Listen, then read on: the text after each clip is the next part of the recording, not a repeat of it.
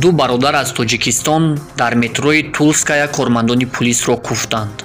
Ин ҳодиса рӯзи 17 феврал рух дод ва феълан муҳоҷирон дар боздошт қарор доранд. падари ин ду муҳоҷир дар як навори видеоӣ бо таассуф изҳор доштааст ки аз кори фарзандони худ розӣ нест ва онҳо набояд дар мулки бегона ба ин кор даст мезаданд.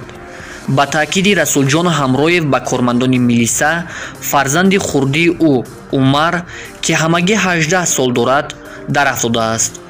чун дид ки кормандони милиса бародарашро бо дастчӯб ё худ дубинка задаанд, дигар тоқат накард ва ба онҳо ҳамла овард, мегӯяд Ҳамроев.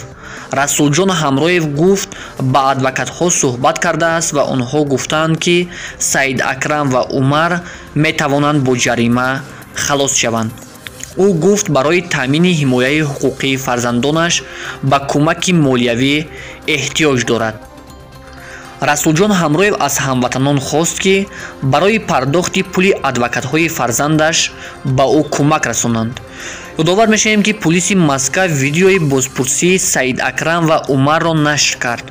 Умар ҳангоми бозпурсӣ ба ягон савол ҷавоб надода хомӯширо ихтиёр кард, вале Саид Акрам дар шарҳи он ҳодиса гуфт ӯ ягон муқовимат нишон надода буд.